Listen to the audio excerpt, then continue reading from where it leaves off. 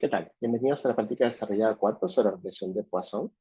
El día de hoy vamos a no solamente ajustar y interpretar un modelo de regresión de Poisson, sino uno con varianzas robustas, quasi-Poisson, binomial negativo y ilimitado, porque esta es una práctica más para aprender a modelar desenlaces de tipo dicotómico, ¿no? Y eso es justamente el problema que enfrentamos normalmente, es el problema de que los supuestos no se cumplen, así que hay que saber aprender a buscar alternativas.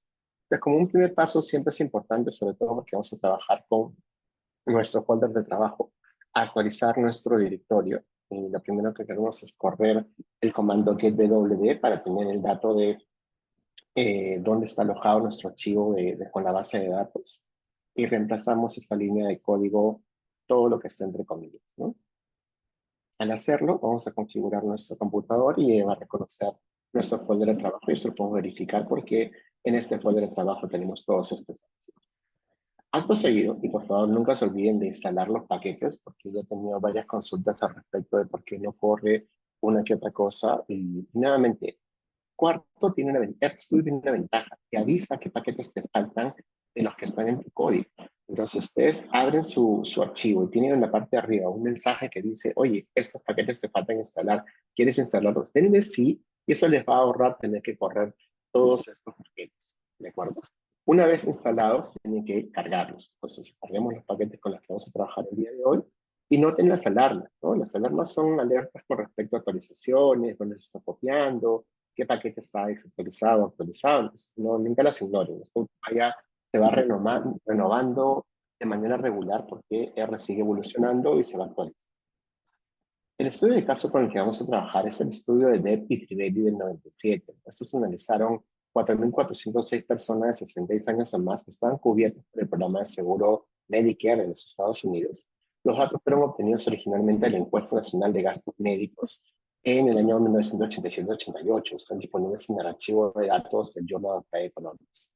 Esta base de datos y los archivos, los papers con los cuales se han ido analizando, porque es una base de datos real, están disponibles en el Classroom del curso para que ustedes puedan leer los documentos. Más, les he colocado ahí un paper del 2023 donde se habla específicamente de la aplicación de Poisson para analizar ese tipo de datos, así que den una mirada.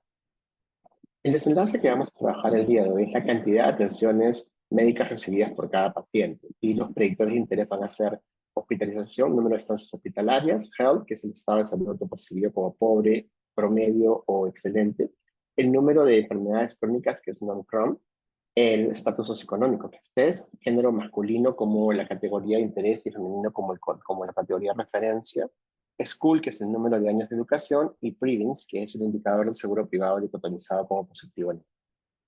¿Ok? Entonces, lo primero que hay que hacer es cargar la base de datos. Hay un pequeño detalle. Y acá noten ustedes que la base de datos la hemos cargado, y no solamente la hemos cargado, sino hemos pedido a R que la reconozca como una base de datos. Y le estamos pidiendo que se quede con algunas variables. Entonces, ustedes notan la variable Trivedi era la variable que tenía 19 variables, y la base de datos que hemos cargado específicamente para esta clase es solamente de 7 variables. Entonces, por ahí tenemos que empezar. ¿Estamos? Y ese es un set de entrenamiento. Es muy popular esta base de datos en los sets de entrenamiento de RStudio y Quark y R, ¿no? Pues vamos a hacer un primer diagnóstico, que es qué tan completa es esta base de datos, y lo que encontramos es que efectivamente no hay ni un solo dato perdido, así que hasta ahí nomás con el análisis de datos perdidos. Acto seguido tenemos que siempre familiarizarnos con la base de datos, ¿de acuerdo? Y eso es importante. Entonces podemos hacer un glimpse, podemos hacer un summary, y noten ustedes que al hacerlo ustedes van a tener la cantidad de columnas, filas y los primeros resultados de búsqueda para que vean más o menos cómo están qué estructura tiene la base de datos, qué tipo de variables son las que estamos analizando y cuál es su distribución. Entonces, acto seguido podemos dar un summary de esta base de datos. Inmediatamente, todas las que son cuantitativas nos va a describir de una manera muy precisa, a través de su mínimo, su máximo, el primer cuartil, tercer cuartil, la mediana y el promedio. ¿Ok? Y lo siguiente que queremos hacer, ya si queremos dar el dato para resumir estas variables, podemos pedir específicamente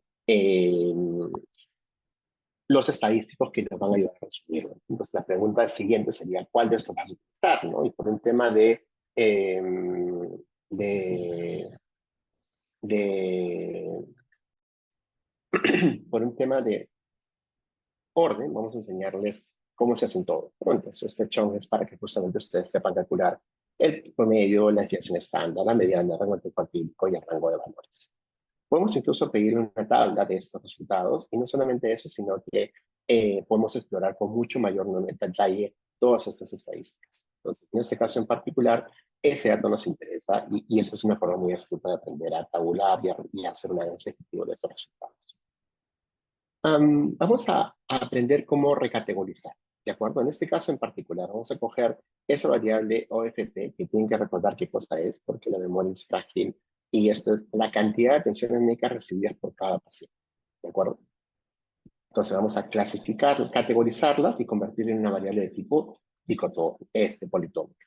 Ahora, es una variable politómica ordinal. Ustedes deciden el intervalo por el que quieren crearse las categorías, y esto es muy a criterio del investigador, ¿no? Entonces, ya han explorado esta distribución y podemos crear en este caso categorías de 0 a 19, 20 a 39, 40 a 59, 60 a 29 y más de 80.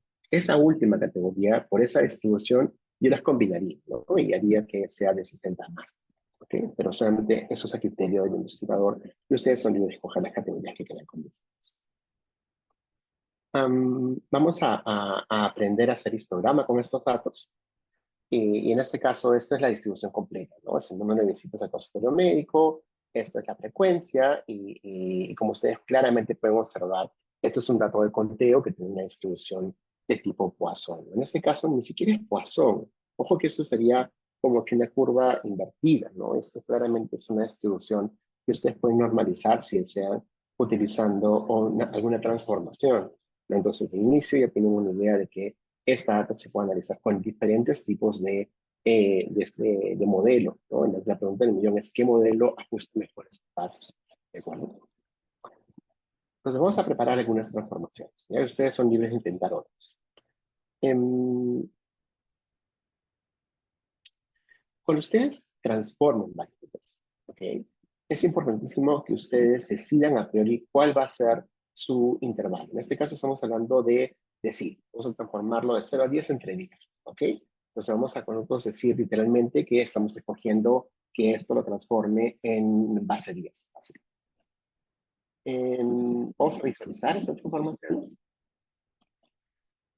Ok, entonces ya se ve claramente de que esa distribución ahora sí tiene una distribución de Poisson, ¿no? Claramente pueden ver que el número de enfermedades crónicas tiene una distribución de Poisson, ¿no? ¿Y cómo se distingue una distribución de Poisson? Porque es una curva que tiene ambos lados de la curva, pero que al inicio está truncada, ¿no es cierto? Entonces, un ejemplo típico de una distribución de Poisson es una variable de número de hijos, ¿no? Porque empieza en cero y la categoría 1, 2 es mayor que cero, pero luego viene descendiendo y tiene una escuela muy larga hacia la derecha, ¿no? En este caso, hacemos lo mismo en el caso del número de enfermedades crónicas, ¿no? Que tienen una cantidad reducida, hay mucha gente que lo tiene y de repente esto va disminuyendo, ¿no? Y esa es una de las cosas que ustedes son libres de hacer. Ustedes pueden reclasificar esto, pueden dicotomizar esto, pueden politomizar esto, pueden hacer lo que quieran, pero tiene que tener una correlación con la teoría, ¿no? Se tiene que tener un marco teórico de referencia. No es un capricho del investigador modelar los datos porque quiere hacerlo de una manera o de otra, ¿no? Ok, vamos a aprender a tabular, y esta es una de las cosas que es una cosa extremadamente útil, ¿no? ¿Por qué razón? Porque a la hora ustedes van a resumir esos datos en una tabla 1, ¿no? Y esa tabla 1 debería ser lo más parecido a la de un manuscrito, ¿no? Y por lo general, lo que ustedes van a tener como opción, si tienen dos grupos a comparar, tener una tabla en que tienen el grupo positivo, negativo, y en vez de colocar los valores C, que es una cosa muy que hemos explicado en el curso, no es tan útil, ¿no? Lo que correspondería es colocar los totales. De esa manera ustedes pueden agregar la comparación de frecuencias o de medianas, de promedios, de que quieran, para caracterizar si la población está homogéneamente distribuida, agregándole asterisco, ¿no? Un asterisco para aquellas que son diferencias menores de 0.05, dos asteriscos para aquellos que son menores de 0.01, o tres asteriscos que son menores de 0.001, ¿no? Entonces, esa es una recomendación general, ¿no? Mis tablas y mis artículos, por lo general, salvo que la revista me lo pide expresamente, siempre llevan el grupo positivo, el negativo y el total, ¿no? Entonces, vamos a explorar nuestros confusores de interés, ¿no? Ustedes tienen que tener una idea clara de qué cosa, cuáles son sus variables de interés y cuáles son las que van a analizar, ¿no? Entonces, podemos empezar a hacer diferentes gráficas para poder explorar esas distribuciones, ¿no? En este caso estamos el estado de salud percibido, pues claramente tiene una tendencia a negativo. El dato de nuevas enfermedades crónicas ya está categorizado, este 0, 1, 2, 3 o más. Este es el dato de sí positivo para cubierto en seguro. Este es el dato del número de estancias hospitalarias. Este es el dato de género masculino y femenino. Y este es el dato del número de años de educación. Este de repente debería tener mayor trabajo, ¿no? Pues obviamente todo depende de su objetivo, ¿de acuerdo? Entonces vamos a empezar a preparar nuestras tablas de continuidades. Nuevamente, tenemos en claro cuál es nuestro desenlace de interés y en este caso vamos a distribuirlo de acuerdo a uno de nuestros confusores de interés. Si queremos hacer eso de acuerdo a su media de desviación estándar, en este caso podemos pedir la media desviación estándar para todos de número de visitas médicas para cada una de las categorías del NUMCROM, ¿no? En este caso las categorías del NUMCROM van 0, 1, 2, 3, 4, 5, 6, 7, 8, ¿no? Entonces podemos tranquilamente hacer esto de una manera más ordenada. En este caso la tabla no se ve bien porque hay muchas categorías, ¿no? Pero nosotros podemos ordenar esto de mejor manera si lo deseamos. Vamos a especificar que nos den las medianas y el rango tricuartílico. Si asumimos de que esto es una variante tipo conteo, no lo vas a resumir con el promedio, pero asumes como la mediana del rango tricuartílico. Y luego puedes graficarlo con un gráfico de cajas, ¿no? Entonces, claramente, esa variable, podemos decir que hay una tendencia, ¿no? De que tiende a aumentar el número de visitas de acuerdo al número de enfermedades crónicas, ¿no? Que es lo que se esperaría, excepto para ese grupo 8, que parece que es un grupo que está súper representado, ¿no?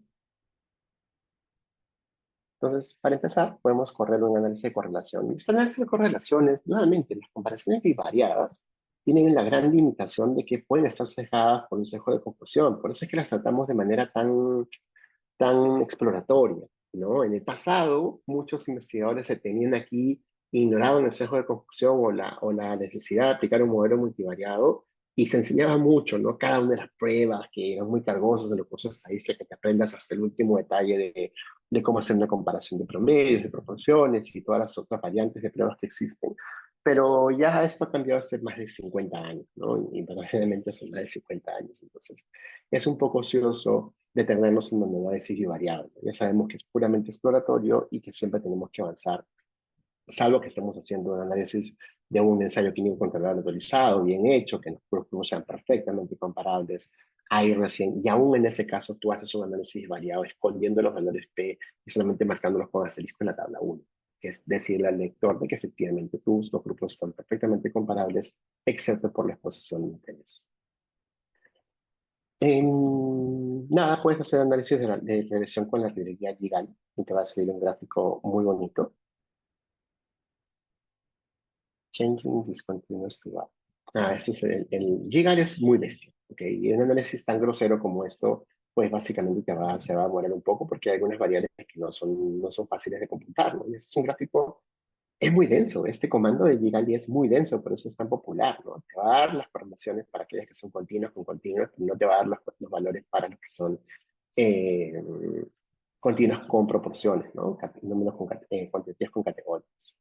Pues en este caso, si eres muy perspicaz, te puedes tener aquí un rato, pero ¿qué nos interesa en particular? Ver esa primera fila de OFP, ¿no? Que nos interesa y cómo se correlaciona esto con las variables que vamos a analizar más adelante, ¿no? En este caso en particular, pues el número de hospitalizaciones, el número de enfermedades crónicas tienen correlaciones bajas, ¿no? De 0,24, 0,26, y en el caso de Health y School, que son variables categóricas, no nos está votando, o privado seguro, no nos está votando los valores, ¿no? Pero ustedes si son un poco perspicaces se dan cuenta de que con GEL parece que hay una correlación inversa, con Gender no parece que hubiera una gran correlación y con Previns había que verlo mucho más en detalle, ¿no? Pero eso lo vas a explorar ya más adelante.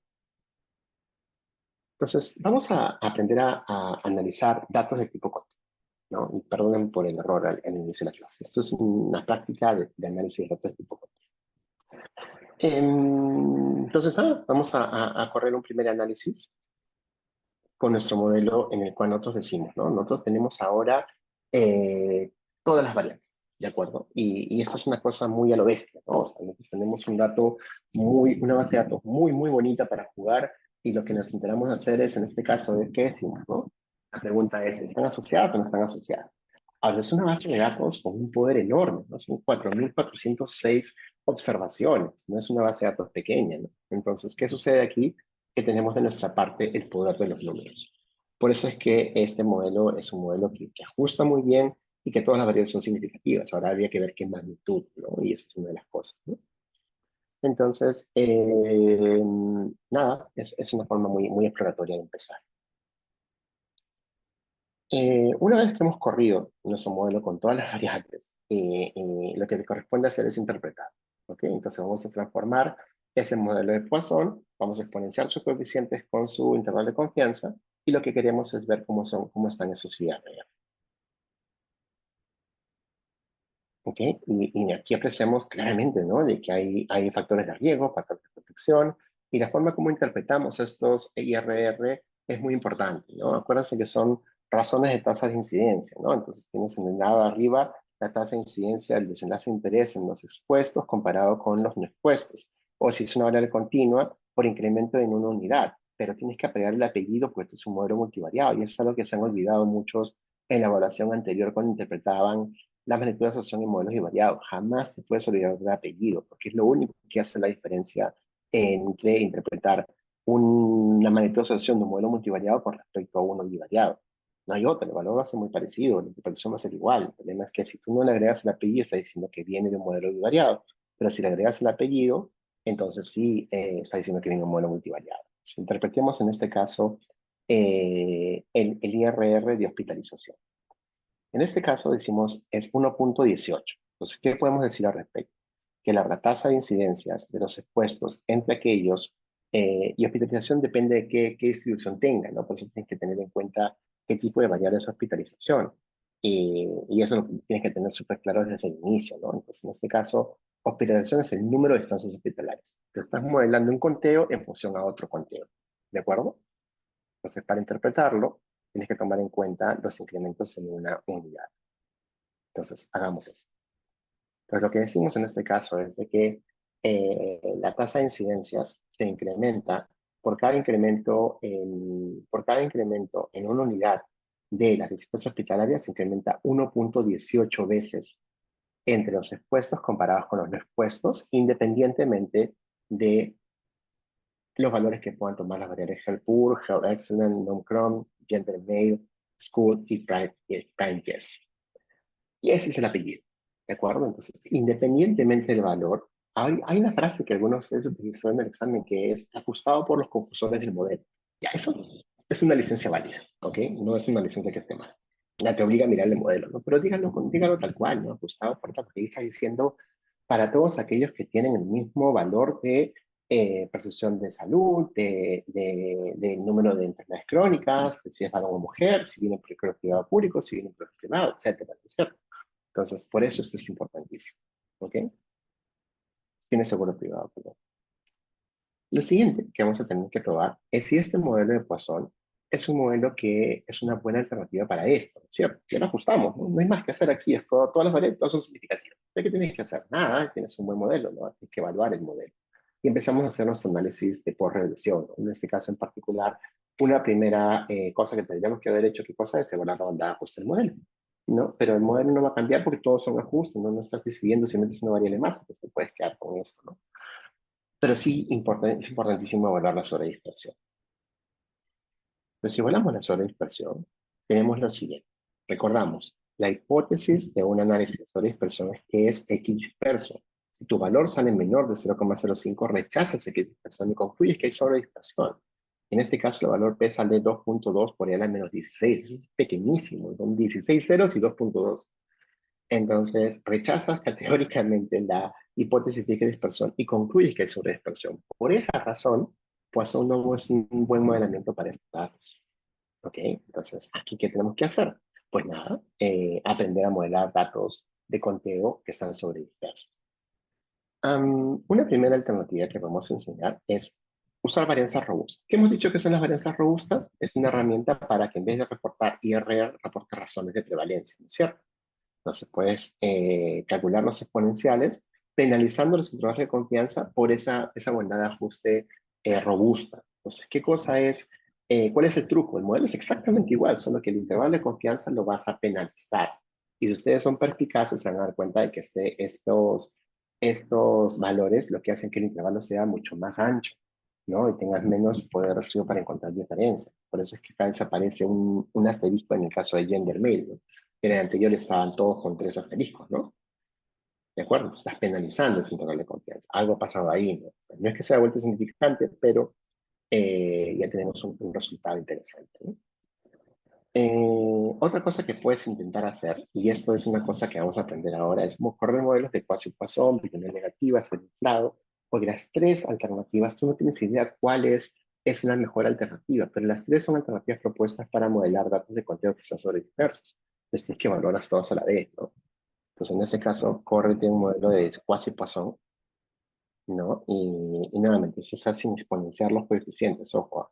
Lo que tienes que mirar aquí en este caso es qué está pasando tras bambalinas, ¿no? ¿Cuál es el rendimiento de este modelo?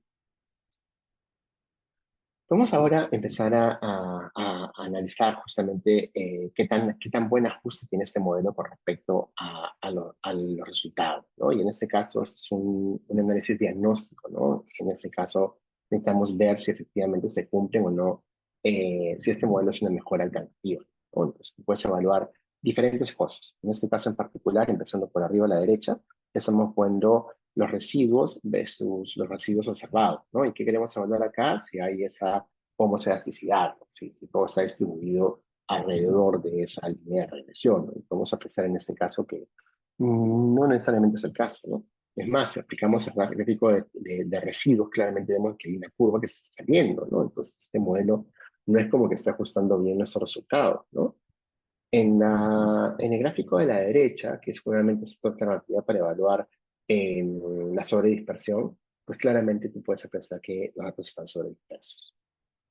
Las distancias de Cook te están marcando con valores extremadamente altos, ¿no? Y eso es una cosa que se sospecha nuevamente. En este caso, aquí tenemos 3 valores que están muy por fuera de la distribución, ¿no? Y si tú haces los residuos con el leverage, pues básicamente vas a evaluar lo mismo, ¿no? Entonces estás viendo acá que hay valores que son potenciales valores influyentes, ¿no? Que tienes que medir, ¿no? Entonces, cuando tú lo miras en tasa de Cook, es en el orden en que están registrados, pero si lo miras en los residuos versus el leverage, te das cuenta que en este caso ese 827, ese registro 827 es un problema, ¿no?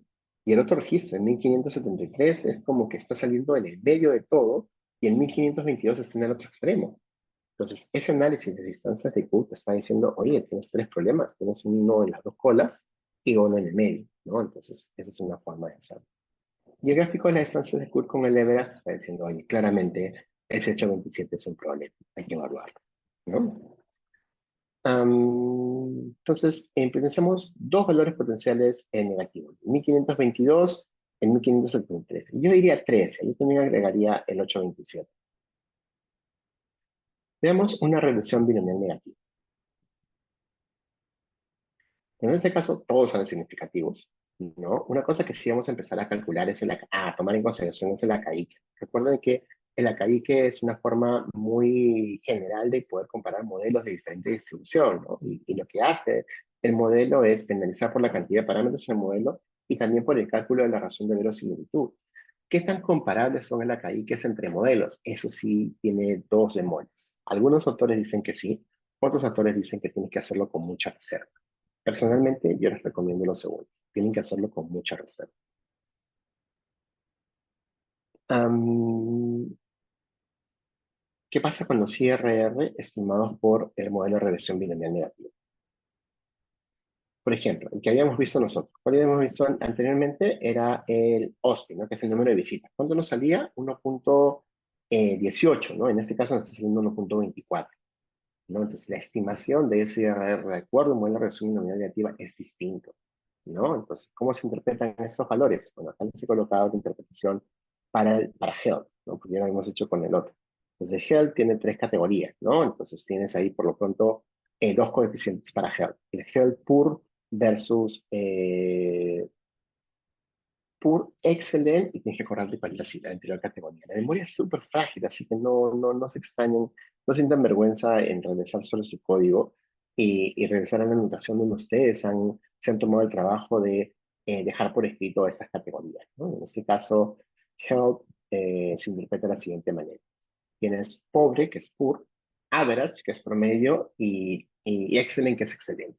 ¿Ok? Entonces, ¿qué cosas hemos hecho en este caso? En la recategorización hemos colocado promedio como el valor de referencia.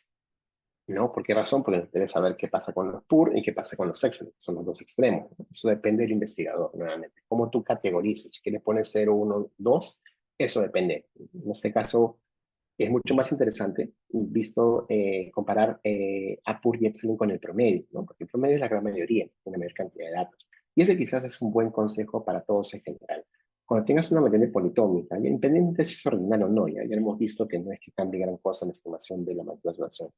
Lo que importa es que coloques el valor, la categoría que tiene la mayor cantidad de observaciones como referente, matemáticamente hablando, ¿no? Teóricamente hablando puede ser distinto, ¿no?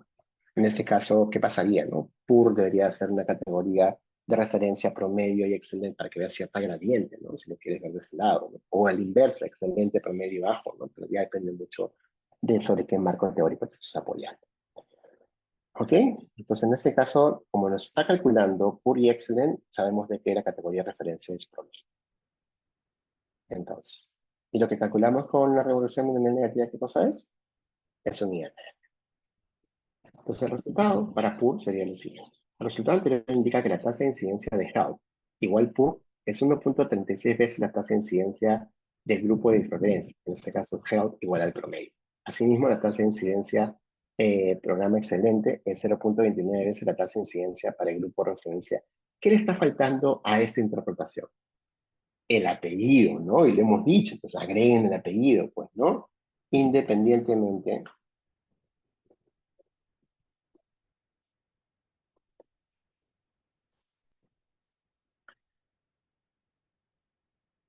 del valor que tomen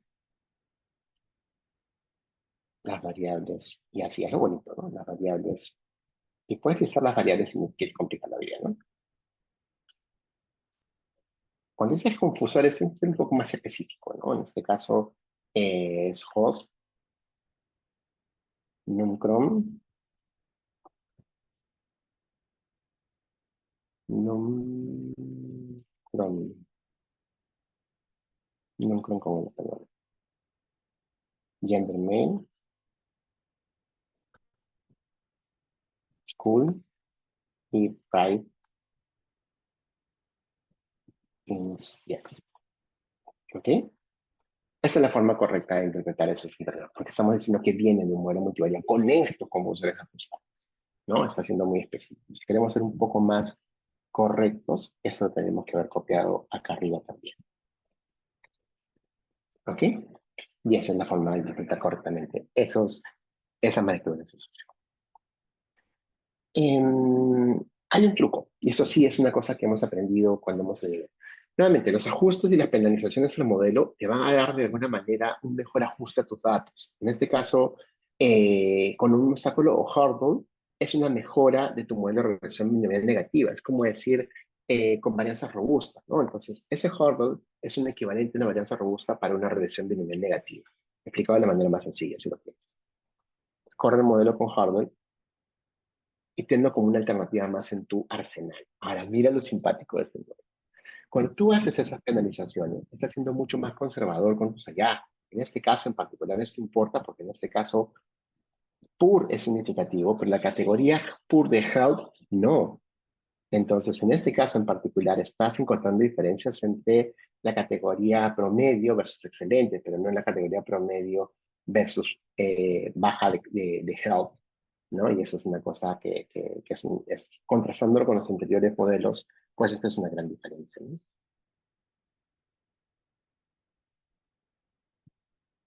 En este caso es el de nivel nativa sin Horn, ¿ok? Y acá nos dice, ¿no? Si hay diferencias entre los modelos, sí o no. En este caso en particular, si ambos modelos son mejor que el modelo nulo, ¿no? Que es esto que te está diciendo este valor P. Pero para poder comparar lo que tenemos que hacer, comparación los acá, ¿no? Entonces, corremos el último modelo, que es el modelo de regresión de ser inflado, o es la binomial negativa de ser inflado, lo mismo, ¿no? Lo que pasa es de que eso te da la idea de qué magnitud de asociación estás estimando. En este caso es un IRR. Entonces, corres tu modelo de ser inflado Y nuevamente, mira lo que pasa con tus resultados. En este caso, lo que llama la atención fuertemente es que host ya tendría que salir del modelo según estos resultados, ¿no? Calculamos los IRR. Nuevamente, como referencia teníamos el count de host y en este caso tenemos un IRR de 1,22, ¿no? Entonces, recuerden de que cuando ustedes hacen un serio inflado, lo que están haciendo es agregando un parámetro adicional, que es el parámetro adicional para ceros inflados, ¿no? Que son los que aparecen abajo. Lo que dice el count es el IRR que te estás estimando y el otro es el ajuste para interpretarlo por la cantidad, por los ceros verdaderos, si quieren, ¿no? ¿Cuál es la interpretación? El resultado anterior indica que la tasa de incidencia para Helport es 1,33 veces la tasa de incidencia de Hell, y acá te falta el apellido, ¿no? O sea, agregar el apellido, independientemente, bla, bla, bla, bla, bla, bla. Y así sucesivamente, ¿no? Entonces, eso es importantísimo, por favor, jamás se lo olviden, ¿no? El propósito está así para que ustedes se den cuenta de lo importante que es. Y ahora sí, podemos comparar los modelos. Como has sido muy diligente en tu código, les has puesto un nombre en los modelos, ahora vas a colocar una etiqueta, ¿no? Porque es una cosa mucho más interesante, ¿no? Entonces tenemos nuestro modelo de Poisson, el Poisson, binomio negativa con Hartle y el serio inflado. Ya sabes, estos son tus coeficientes, ¿de acuerdo? Um, Sí, esos son los coeficientes, ¿no? ¿Qué tendrías que hacer esto? Bueno, calcular los errores estándar y sobre todo exponenciarlos para compararlo. Pero acá estamos comparando modelos, entonces puedes dejarlos sin exponenciar. Exponenciar es para que nada para tu interpretación, ¿de acuerdo? Que estamos calculando los errores estándar, vamos a calcular el log likelihood, ¿no? Y acá ves diferencias, ¿no? O sea, mira los valores. Para empezar, tenemos un problema, ¿no? Quasi-Poisson no trabaja con razón de verosimilitud. Pues si queremos comparar esto, tenemos que penalizarlo por la cantidad de parámetros en el modelo, pero noten ustedes que cuando hacen ser inflado o binomial negativa con Hardel, la cantidad de parámetros se multiplica, ¿no? Artificialmente por 2 y se suma uno, ¿no? Siempre el beta sub 0 es solamente uno, por eso el valor es impar. Entonces 16, 8, porque hay 4 variables, entonces básicamente tienes 8 coeficientes más uno multiplicado por 2 más uno, ¿no? Lo mismo pasa con binomial negativo, con Hardel. Entonces, esto de acá lo tienes que comparar, convertir en acaique, ¿no? Convierto en acaiques. Y acá tenemos, ¿no? Entonces, nuestro resultado en este caso en particular es de que por un tema de cuál es el que tiene el mejor ajuste, cuál sería el más conservador de todos, ¿no? Que es el binomial negativo castigado, ¿no? Que sería el que nos da el acaique más pequeño, ¿no?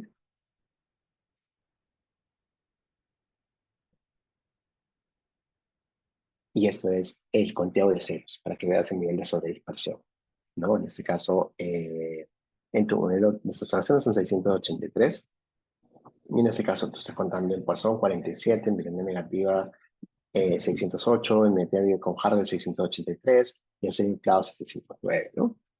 Entonces, eso es básicamente lo que te interesa. Y podemos hacer ahora una estimación de los coeficientes, ¿no?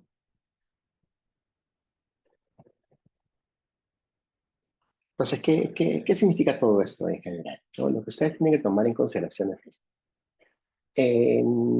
Modelar datos del conteo que están sobredispersos te ponen la alternativa, la disyuntiva de escoger el modelo que mejor ajusta. La variación de los ceros puede ser muchos en el origen, muchos al final, muchos desde el medio, puede ser un montón de combinaciones cuantas puedes imaginar, sobre todo en base a datos enormes. El ranking importa, el orden importa, ¿no? Entonces, el orden que aparecen los valores en tu base de datos no es al azar, ¿no? Entonces, eso es una cosa que se toma mucho en consideración para esos análisis donde el orden del registro de los datos importa. Y hay alternativas para corregir por esos ceros, ¿no? Por eso es que estos modelos tienen diferentes aproximaciones a la solución del mismo problema que es la sobredispersión. Tú puedes ver y te va a dar diferentes resultados, ¿no? Lógicamente, en el orden de poder de cada uno de los análisis para poder resolver el problema de sobredispersión, algunos son más conservadores que otros teóricamente. No significa que siempre van a ser la mejor alternativa, ¿no? En este caso, como les decía, la mejor forma de lidiar con sobredispersión es una binomial negativa, y si era Hartle, mejor con todavía. Por eso es que el modelo Hartle te sale como la mejor alternativa en este caso. Y es, con lo general, es una cosa muy constante, ¿no? ¿Y qué es lo bonito de todo esto? Es que todos trabajan con el IRR, ¿no? Pues estás modelando datos de tipo entero, ¿no? Entonces, nada, esas son básicamente las alternativas para tu sobre espacio. Tienes un modelo de Poisson, que básicamente penaliza ese intervalo de confianza.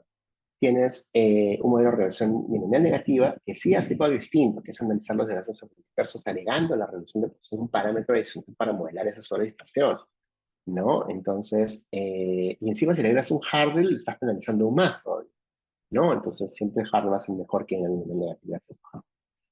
La regresión de inflado lo que pasa es que vas a tener dos coeficientes por cada variable, ¿no? Porque estás modelándolo para los ceros verdaderos y los ceros en exceso, ¿no? Esa es la corrección matemática que hace ser inflado, ¿no? Y nada, eso sí, pues, estiman dos ecuaciones simultáneamente. Y la regresión OLS, pues nada, escoge sus datos que son no paramétricos, los transformas y los puedes transformar para que se normalicen, ¿no?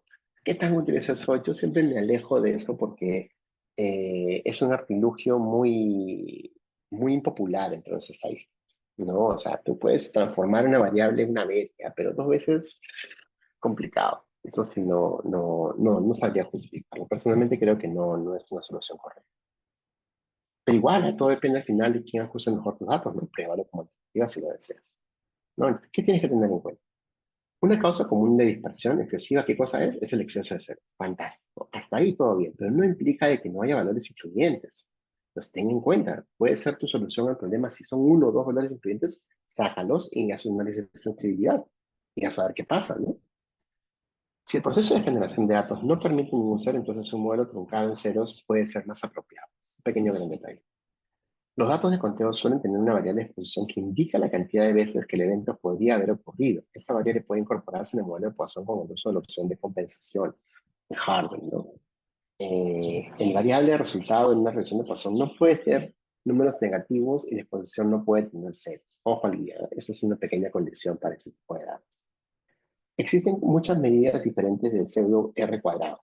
Todos intentan proporcionar información similar a la proporcionada por el R cuadrado en la regresión OLS, la lineal, ¿no? Aunque ninguno de ellos puede interpretarse exactamente como el R cuadrado. Eso ya lo sabíamos porque lo hemos sido muy incisivos. Es una aproximación, no es exactamente una de corrección.